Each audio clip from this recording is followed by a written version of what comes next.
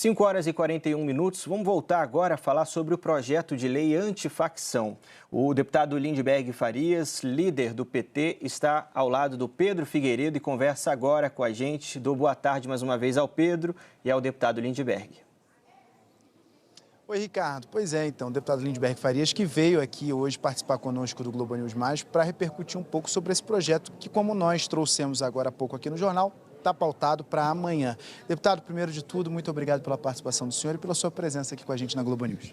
Olha, é um prazer enorme. A gente acha, primeiro, que tem uma confusão muito grande aqui, uma bagunça legislativa. Já foi apresentado 4 relatórios. Estão dizendo que ele vai apresentar mais um.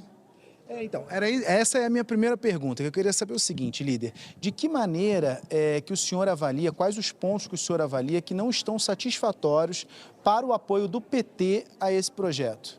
Porque o relator já fez modificações em direção ao que o governo apontava. O que na avaliação do senhor falta para esse apoio do partido? Olha, primeiro em relação à Polícia Federal. O que o relator fez na sua primeira versão era um absurdo. Você impedia a Polícia Federal de combater a organização criminosa. Tinha que ter uma provocação por parte do governador. Ele recuou, mas recuou em parte. Recuou na questão das competências. Só que continua, pelo último texto, tirando 360 milhões da Polícia Federal. É atrapalhar investigações. O outro tema, você viu a Operação Carbono Oculto. O que houve ali? Asfixia financeira do crime organizado. A Receita entrou com a Polícia Federal. Apreenderam ali 1 bi e 200 milhões. No texto do governo, existia essa autorização para a Receita. Perdimento extraordinário de bens. Ou seja, se ali tem uma facção criminosa, você não precisa do trânsito em julgado, do final do processo. Você já pode apreender. Eu não consigo entender porque o relator tirou esse ponto. Vai tirar uma questão que é central para a gente combater a organização criminosa, que é de pegar o dinheiro, que é de perseguir o dinheiro. Então esse é outro ponto que a gente vai insistir. E por fim, por que ele muda o nome? Era um PL antifacção. Ele cria uma confusão do tamanho do mundo, parece porque não quer assumir que a autoria desse PL antifacção é do presidente Lula. Então, esse é outro ponto que a gente vai insistir que seja retomado. O ideal é que fosse o texto do governo, mandado pelo ministro Lewandowski, pelo presidente Lula, a base de todo o relatório. Infelizmente, o DERIT fez uma confusão muito grande, que eu não sei se resolve nesse 5º relatório. Vamos ver quando vai sair. O Ricardo tem uma pergunta para o senhor lá no estúdio. Ricardo, o deputado está te ouvindo. Bom, deputado, vou fazer curtinha essa pergunta. O senhor acaba de dizer, o ideal era que o Congresso votasse o texto que sai do Planalto. É claro que é natural, é do jogo político, ele sofrer algumas alterações, mesmo vendo que o governo critica muitas delas. Mas quais são as alterações, a exemplo do endurecimento das penas, que são aceitáveis? Aqui eu estou buscando o entendimento dos senhores para que esse texto seja votado. Olha, o que a gente não aceita, é mais fácil a gente ir por esse caminho, Ricardo, foi o que eu te falei. A gente não aceita enfraquecerem a Polícia Federal e esse tema do perdimento de bens, que é fundamental para combater as organizações criminosas. Então, esses são 2 pontos centrais. E também o tipo penal. Antifacção. Veja, isso aqui não se inventa. Quando o governo definiu que era antifacção, porque o Brasil tem facção criminosa organizada. Aí ele diz o seguinte, que era terrorismo. Ele recua do terrorismo, mas cria um novo tipo penal. Está escrito lá, domínio social estruturado.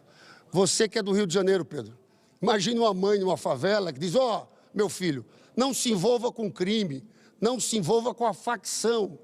Agora vai falar, não se envolva com domínio social estruturado. Isso não existe.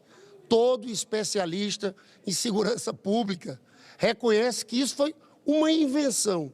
Então, eu acho que não custa nada o DERIT deixar de pensar em política partidária, recuar e tornar esse projeto PL antifacção, como o governo mandou. Agora, Ana Flor. Oi, deputado, boa tarde. Eu queria lhe perguntar, porque a oposição está tentando voltar com a parte do texto que equipara facções ao crime de terrorismo, né? Facções criminosas, faccionados a terroristas. Isso pode se dar no plenário? Como é que o senhor está vendo, neste momento, tanto a negociação que vai acontecer no Colégio de Líderes, quanto no próprio plenário? Olha, essa é uma preocupação real. O líder do PL já disse que vai ter um destaque para voltar ao terrorismo.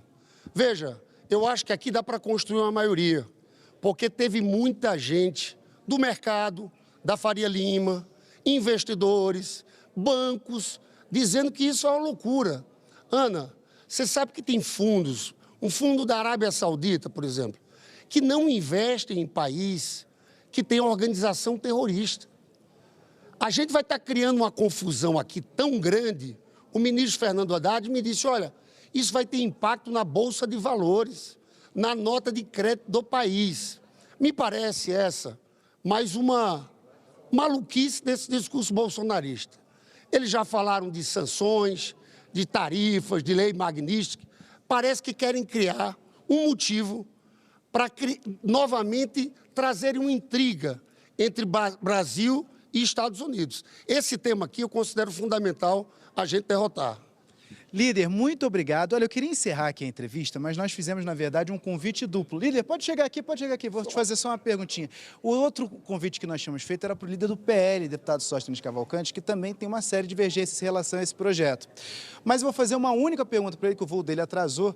Desculpa, deputado, não vou poder fazer a mesma quantidade de perguntas que fiz para o líder Lindbergh, mas queria saber do senhor em relação a esse último ponto que o líder estava respondendo. O PL é contra esse projeto em função da questão do terrorismo que o PL quer equiparar. Como que vocês estão negociando com o relator sobre votar isso amanhã ou não? Bom, acabei de falar com o relator um pouco mais cedo e agora no trajeto vindo para aqui com o presidente Hugo Mota. Nós entendemos que o crime está organizado e internacionalizado.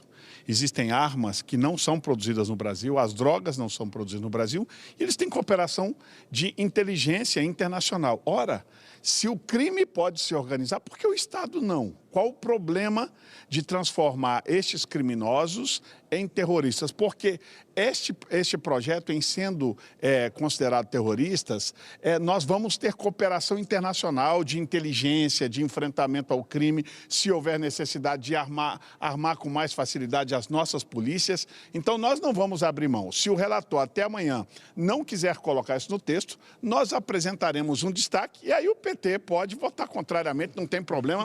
Eu tenho muita convicção de que com o centro a gente aprovará. Ou seja, esse é um grande debate que vai ficar para amanhã. Queria fazer mais perguntas, mas sei que o senhor teve um problema por... Não, imagina, é assim mesmo, né? Transporte aéreo não tem jeito, atrasou, não tem o que fazer. Líder, muito obrigado pela sua participação. Um prazer. Cuidado para não Líder, atrasar muito amanhã na obrigado pela sua votação. participação. Obrigado, é um prazer sempre.